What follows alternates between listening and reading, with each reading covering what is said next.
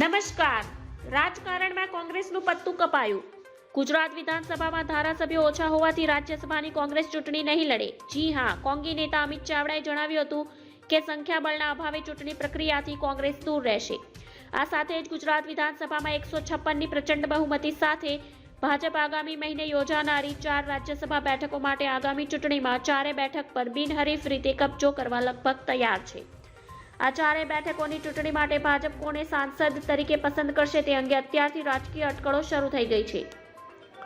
ભાજપને 4 બેઠકો માટે 148 મત જોઈએ. 156 મત અકબંધ છે. રાજ્યસભાની આ 4 બેઠકો માટે ચૂંટણી યોજાય તો એક સાંસદને જીતવા માટે 37 મત જોઈએ. 4 બેઠકો જીતવા માટે ભાજપને 148 મતોની જરૂર છે. ભાજપ પાસે 156 ધારાસભ્યોનું સંખ્યાબળ છે. તે જોતા 4 બેઠકો ભાજપ સરળતાથી જીતી જશે. કોંગ્રેસને એક બેઠક માટે પણ 22 મતો ખૂટે છે. આ જોતા કોંગ્રેસ તો ચૂંટણી મેદાને ઉમેદવાર પણ ઊભા નહીં રાખે તેવી સ્થિતિ સર્જાઈ છે. આમ ભાજપના 4 ઉમેદવાર બિનહરીફ જાહેર થાય તેવી પૂરેપૂરી શક્યતાઓ જોવાઈ રહી છે. ધન્યવાદ. જય હિન્દ.